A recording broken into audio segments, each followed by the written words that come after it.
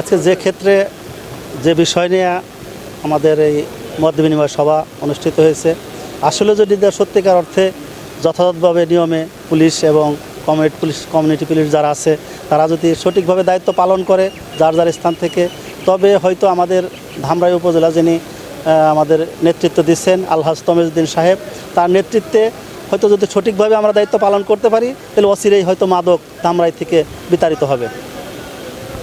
আচ্ছা, আমরা আরেকটা ব্যাপার শুনেছি, সেটা হচ্ছে মাদক কারবারকে ধরলে নাকি জামিনে চলে আসে, সেক্ষেত্রে এটা নিয়ে এটা নিয়ে একটা ফাঁকফোকর আছে, যেটা অতটা শক্ত আইন নয়, সেটা এই কারণে বেরিয়ে আসে।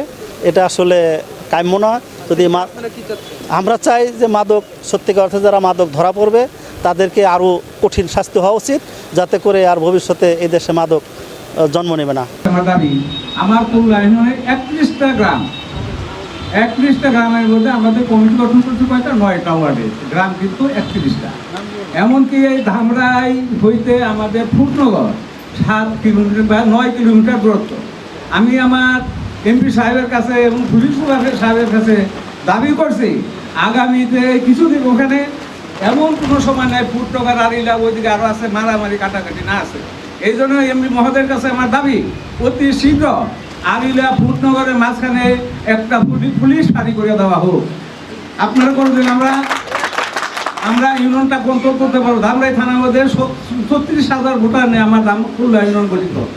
আমরা যদি সমাজ থেকে এই অপরাধ নির্মূল করতে চাই, আজকে আমাদের উপর যে দায়িত্ব দেওয়া হয়েছে, এই দায়িত্বের পাশাপাশি যারা আইন শৃঙ্খলা বাহিনীর দায়িত্ব থাকবে তারা যদি অত্যন্ত আন্তরিকভাবে দায়িত্ব পালন করে তাহলে এই সমাজ থেকে এই ধরনের অপরাধ নির্মূল করা সম্ভব।